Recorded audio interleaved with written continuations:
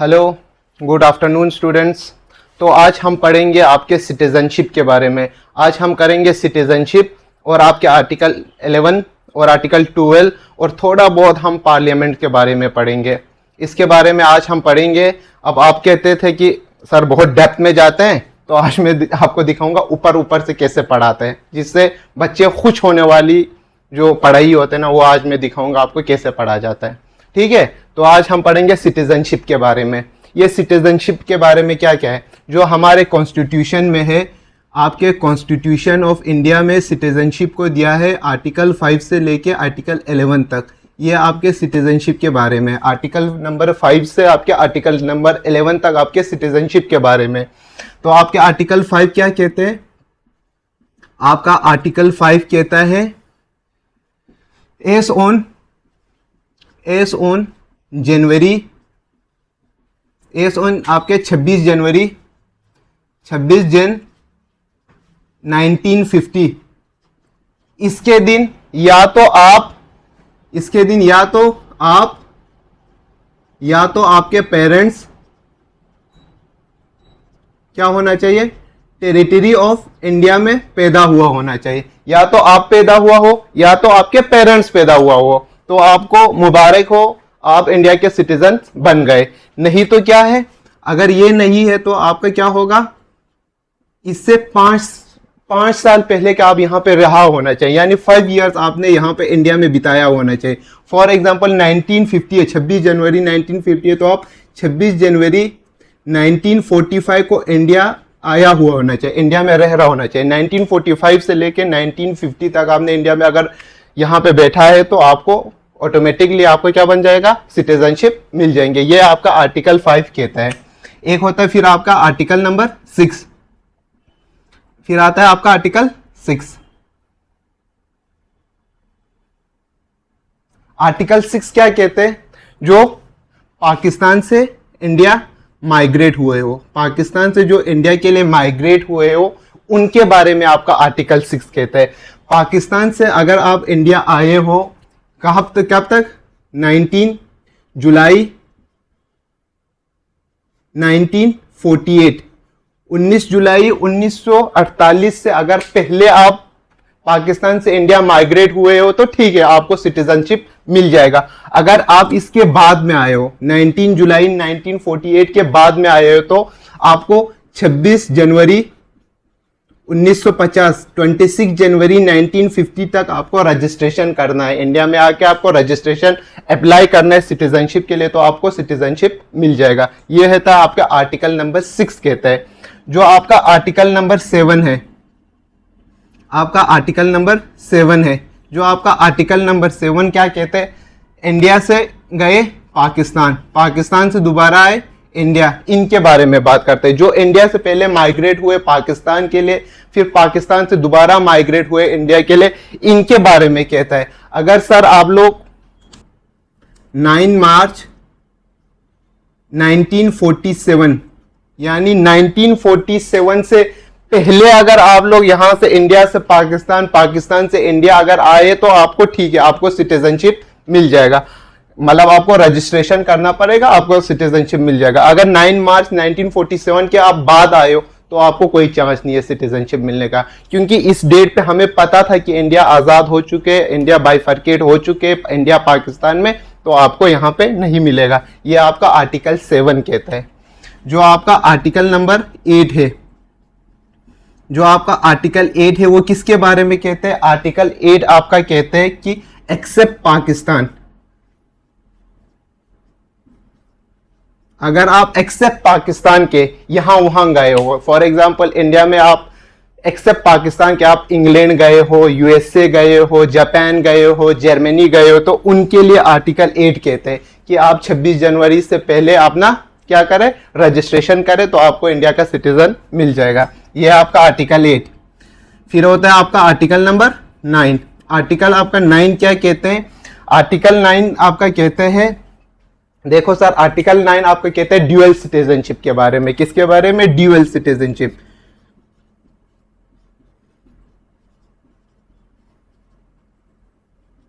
आपका dual citizenship के बारे में। आर्टिकल 9 कहता है कि फॉर एग्जाम्पल मैंने अगर इंग्लैंड का सिटीजनशिप लिया है तो मेरा इंडिया का ऑटोमेटिकली कैंसल हो जाएगा। आप दो सिटीजनशिप नहीं रख सकते हो, ये आपका आर्टिकल 9 कहते हैं। फिर आपका आता है आर्टिकल 10। ठीक है, आपका आर्टिकल 10 किसके बारे में कहता है? 9 हो गया आपका ड्यूअल सिटीजन। आर्टिकल 10 कहते हैं जो ही आप इंडिया के सिटीजन बन जाते हो, जैसे ही आपको इंडिया के सिटीजन मिल जाते हो तो आपके ऊपर इंडिया के जो लॉ है, जो आपके इंडिया के हर चीज, इंडिया का लॉ है, रूल्स है, रेगुलेशन, सब आप पे लागू होंगे, सब आपके लिए लागू हो जाएंगे। ये आपका आर्टिकल नंबर 10 कहते हैं। आपका जो लॉ है इंडिया में, हर चीज आपका लॉ है, आपका जुडिशरी फॉरेन पार्लियामेंट है, पार्लियामेंट्री लॉ है, सब आपके ऊपर लागू हो जाएंगे। ये आपके क्या कहते हैं? आर्टिकल नंबर 10 कहते हैं। जो आपका आर्टिकल 11 होता है, जो आपका आर्टिकल 11 क्या कहते हैं? आर्टिकल 11 कहते हैं आपके पार्लियामेंट को,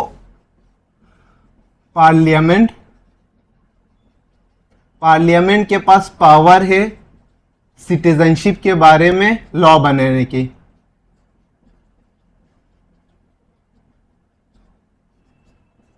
ठीक है, पार्लियामेंट के पास हमारे पावर है। इसके बाद जो भी सिटीजनशिप के बारे में अगर लॉ कुछ बनाना है, कुछ कानून बनाना है, इनको बदलना है, तो सारा किसके पास है? पावर पार्लियामेंट के पास है। ये आपका होता है सिटीजनशिप का। अब यहाँ पे सिटीजनशिप को लिया कैसे जाता है? सिटीजनशिप को लिया जाता है सर, सबसे पहले होता है आपको बाय बर्थ। ठीक है, या तो आप हिंदुस्तान में पैदा हुआ हो तो आपको सिटीजनशिप मिल जाएगा। दूसरा होता है डिसेंट। डिसेंट यानी या कि आपके मम्मी पापा हो या आपके दादा दादी हो, कोई हिंदुस्तान में पैदा हुआ होना चाहिए। ठीक है, इसके थ्रू भी आपको सिटीजनशिप मिल सकते हैं। थर्ड हो गया आपके नेचुरलाइजेशन। ठीक है, फिर आता है आपके फोर्थ क्या होता है? आपके एक होता है बर्थ होता है, डिसेंट होता है, नेचुरलाइजेशन होता है, और चौथा होता है आपके रजिस्ट्रेशन।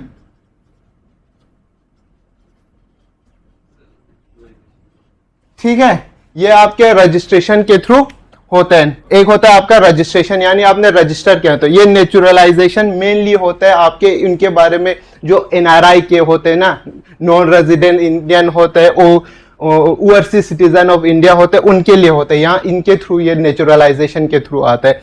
एक होता है आपके रजिस्ट्रेशन यानी आपने एम्बेसी में जाके रजिस्टर करना है। इंडिया के यहाँ आप मिनिस्ट्री ऑफ होम अफेयर्स में जाके रजिस्टर करेंगे कि हाँ जी मैं इंडिया के सिटीजन के लिए अप्लाई कर रहा हूँ, ये आपका रजिस्ट्रेशन होता है। डिसेंट हो गया आपके पुश्तैनी को यहाँ पे हिंदुस्तान के होने चाहिए, पापा मम्मा या आपके जो आपके दादा दादी हो। बर्थ हो गया आप लोग यहाँ पे। अब इसको ले कैसे जा सकते हैं? अब तो ये तो हो गया देने वाला काम। अब छीनने वाला काम क्या होता है? छीनने आपके कौन से किस हिसाब से आपके जो सिटीजनशिप होते हैं ना, लॉस कैसे होता है? सिटीजनशिप को लॉस कैसे करते हैं? एक होता है रिनंसिएशन, टर्मिनेशन होता है, एक होता है टर्मिनेशन, एक रिनंसिएशन, एक होता है डेप्रिवेशन।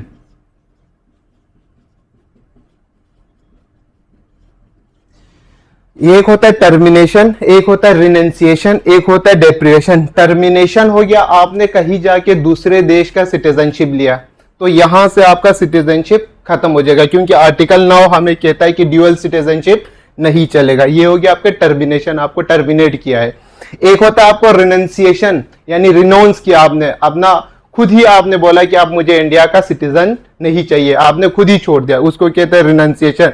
डेप्रिवेशन यानी आपने यहाँ आके कुछ दंगा फसाद ऐसे किए जो गवर्नमेंट को लगा कि आपको आप सिटीजनशिप होने का, आपको सिटीजनशिप रखना ही नहीं चाहिए, आपको निकाल देना चाहिए, इसको कहते हैं डेप्रिवेशन। आपने यानी फॉल्स डॉक्यूमेंट्स दिए हिंदुस्तान गवर्नमेंट के बारे में, क्या कहते हैं इंडिया के जो सेक्रेट, जो आपके सेक्रेट कुछ होते हैं उनको बेच दिए, तो आपको क्या कहता है डिप्राइव किया जाता है। ठीक है, ये होता है आपके सिटीजनशिप लॉस। किससे होता है? टर्मिनेशन होता है, रिनंसिएशन होता है और डेप्रिवेशन होता है। ये आपके सिटीजनशिप के बारे में हो गए। अब देखो इसमें मैं और अच्छे से डेप्थ तक जा सकता हूँ, मगर आप लोगों की ही ख्वाहिश थी कि ज्यादा डेप्थ में मत जाओ, ऊपर ऊपर से सरल भाषा में बताते जाओ, जिससे आप भी खुश हो जाए, मैं भी खुश हो जाऊं। बस इतने में आपके सिटीजनशिप खत्म। वरना इसमें मैं आपको पढ़ाता आसाम अकॉर्ड के बारे में, सिटीजनशिप अमेंडमेंट एक्ट 2019 के बारे में भी थोड़ा बहुत समझाता। उसमें क्या हुआ था, सिटीजनशिप एक्ट 2019 में आपके इनमें चेंज हुआ था। एक होता है आपके रजिस्ट्रेशन में चेंज हुआ था, ठीक है, आपके ये रजिस्ट्रेशन वाले में चेंज हो गया था, और आपके यहाँ पे नेचुरलाइजेशन में थोड़ा चेंज हुआ था। तो आप लोगों ने कहा कि ज़्यादा डेप्थ में मत जाओ, तो ठीक है सर, हम डेप्थ में नहीं जाएंगे, इतना ही पढ़ाएंगे आपको। इसके बाद आपके आता है आर्टिकल 11 और 12 बचता है, ठीक है।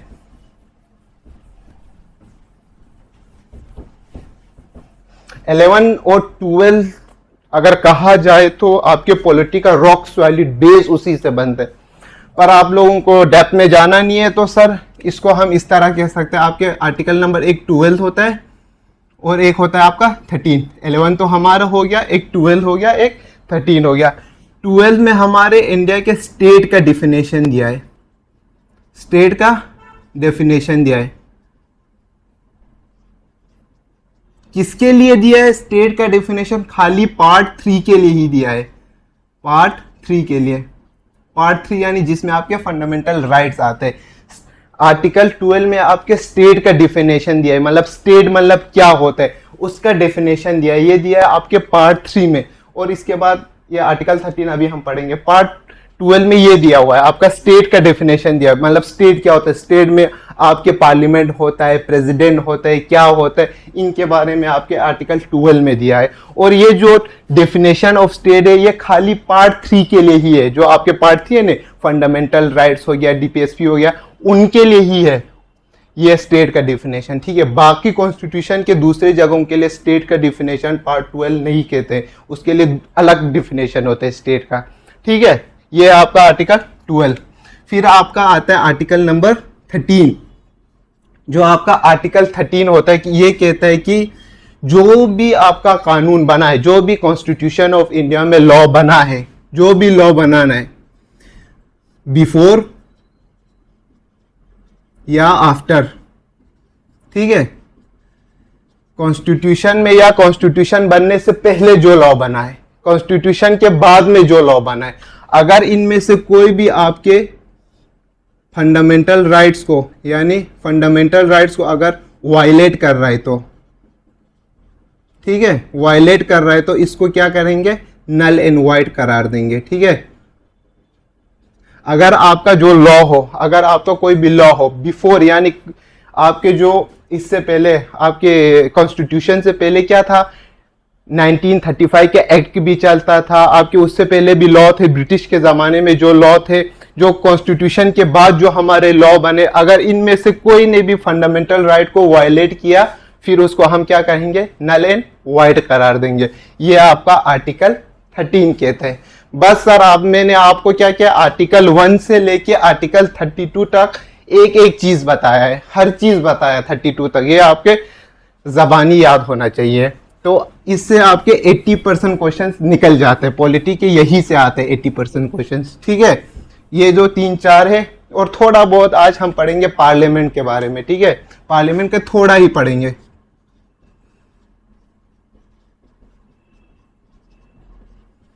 ठीक है। अब इंडियन पार्लियामेंट को 3 टाइप होते हैं, इंडियन पार्लियामेंट के 3 हिस्से होते हैं। एक हिस्से को कहते हैं प्रेसिडेंट, ठीक है, एक हिस्से को कहते हैं आपके राज्यसभा,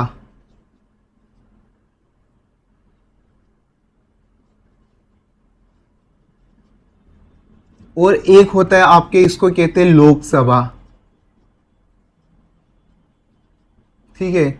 एक को कहते हैं प्रेसिडेंट, एक को कहते हैं राज्यसभा, एक को कहते हैं लोकसभा। ये आपके 79, 80, 81, आर्टिकल नंबर 79, 80, 81 में दिया हुआ है। ये इनमें आपके स्ट्रक्चर दिया हुआ है कि आपका प्रेसिडेंट का स्ट्रक्चर कैसा होता है, राज्यसभा का स्ट्रक्चर कैसा होता है 80 में, लोकसभा का स्ट्रक्चर कैसा होता है 82 में दिया है। प्रेसिडेंट को प्रेसिडेंट के टाइम पे ही पढ़ाया जाएगा। फिलहाल ये समझो राज्यसभा क्या होता है, ठीक है। राज्यसभा को आपके इसको कहते हैं अपर हाउस,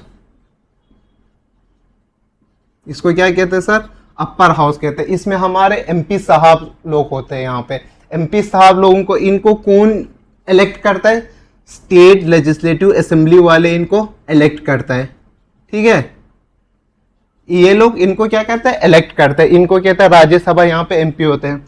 और जो यहाँ पे होते हैं कितने हमारे होते हैं, 245 होते हैं, ठीक है, 245 होते हैं, जिसमें से 245 में से क्या होता है, 233 इलेक्टेड होता है, जो आपका 12 होता है, 12 जो होता है ये क्या होता है, नॉमिनेटेड होता है। ये जो होते हैं हमारे नॉमिनेटेड होते हैं। और इसको नॉमिनेट कौन करते हैं, इसको नॉमिनेट करता है हमारा प्रेसिडेंट साहब, ठीक है। ये हमारे प्रेसिडेंट आपको नॉमिनेट करते हैं, 245 होता है। इसमें क्या कहते हैं, और इसमें क्या होता है, इसमें एक होते हैं चेयरमैन,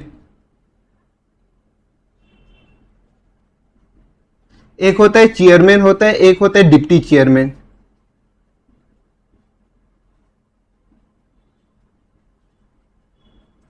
जो चेयरमैन होता है हमारा, जो चेयरमैन होता है हमारा, यही ही हमारा वाइस प्रेसिडेंट ऑफ इंडिया होता है। जो चेयरमैन होता है यही हमारा वाइस प्रेसिडेंट ऑफ इंडिया होते हैं। जो अभी फिलहाल में, जो कल ही परसों ही जो जिन्होंने ओथ लिया है वाइस प्रेसिडेंट, उसका नाम है राधा कृष्णा,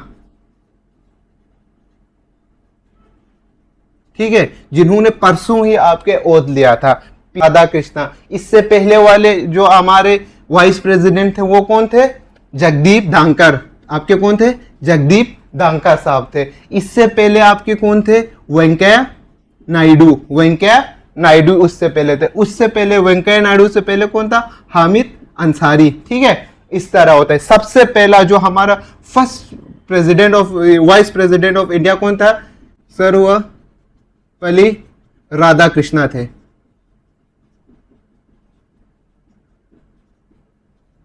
ठीक है।